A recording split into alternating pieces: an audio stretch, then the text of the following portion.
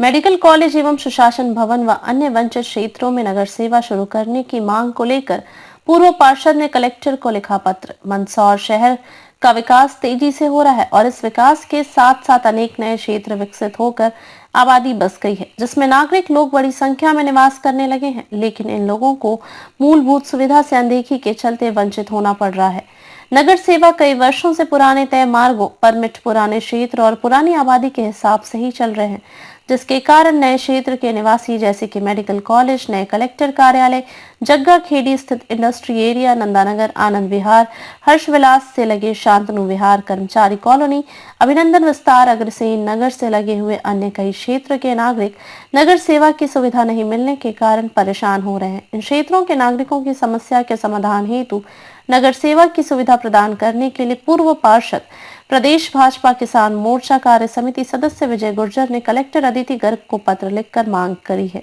Medical college और ऐसे कई क्षेत्र है जहाँ पर वाहन नहीं जाते, ऑटो रिक्शा और टेम्पू, उनसे अधिक पैसे लिए जा रहे हैं। क्या कहना है इस बारे में? नगर सेवा के जो रूट है, कई वर्षों पहले जिन रूटों पे परमिट दिए गए थे और कई वर्षों पहले जो परमिट जारी किए थे, उसी आधार पर नगर सेवाएं मंदसौर में चल रही है। किंतु बीते वर्षों में मंदसौर नगर का तेज़ी से विकास हुआ है।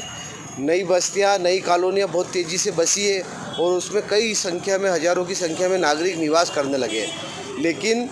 चूँकि पुराने ढर्रे से टेम्पू नगर सेवा चल रही है, उन नए क्षेत्रों को, नए लोगों को कोई सुविधा मिल नहीं रही है।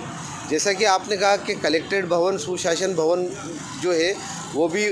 मेघदूत नगर में चला गया है और वहाँ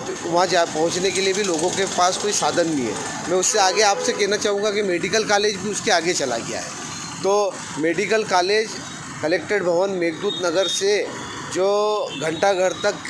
जो सामान्य वर्ग का व्यक्ति है या कोई ऐसी महिला भी है जिसके घर में कोई व्यक्ति नहीं है तत्काल उसे लाने ले जाने के लिए, ऐसी महिलाओं के लिए भी कोई व्यवस्था, सुविधा मंदसौर शहर में नहीं है। और इसके साथ ही जो है सम्यक डायमंड कॉलोनी है, नंदानगर कॉलोनी है, इस संजीत रोड पे बहुत तेज़ी से नई कॉलोनियाँ बसी है और बहुत सारे लोग वहाँ पे निवास करने लगे हैं।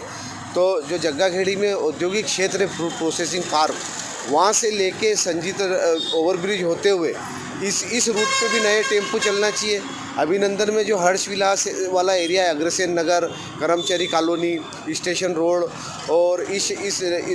क्षेत्र में भी कोई ऐसी सुविधा नहीं है। मैंने पिछले दिनों कलेक्टर से ये मांग भी की थी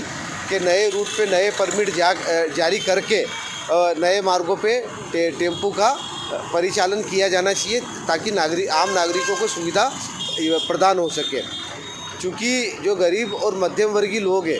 वो अपनी शिकायत करने के लिए या किसी काम के लिए कलेक्टर भवन या कलेक्टर के पास, एसडीएम के पास, एडीएम के पास, तहसीलदार के पास जाना चाहते हैं तो उन लोगों को कोई साधन नहीं मिलता है। कोई व्यक्ति अगर नेहरू बस स्टैंड पे उतर जाता है तो या तो उसको ऑटो करना पड़ता है, ऑटो वाले मुँह मांगे पैसे मांगते हैं, वो 200 रुपये भी मांग लेते, 150 भी मांग लेते, 100 भी मांग लेते, उनका मुंह से जो शब्द निकल जाए वो पैसे मांग लेते। क्योंकि कोई गरीब व्यक्ति आता है तो उसके पास इतने धन की व्यवस्था नहीं होती है कि वो कलेक्टर साहब तक पहुंच सके। ऐसे में गरीब आदमी, मध्यम वर्गीय आदमी अपनी आवाज़ जो है वो शासन प्रशासन तक पहुंचा नहीं पाता है, कलेक्टर तक पहुंच नहीं पाता है। इसलिए कलेक्टर साहब की ये नैतिक दायित्व बनता है कि उनको इस व्यवस्था पे तत्काल ध्यान देना चाहिए और जो इस तरह के लोग हैं वो उन तक, शासन प्रशासन तक पहुंच सके, इसके लिए ऐसी व्यवस्था उनको करनी चाहिए। और नगर सेवा जो है उसके नए परमिट जारी करके नए रूट पे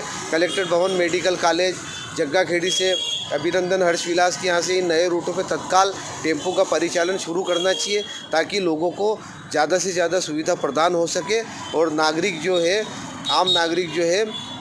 अपने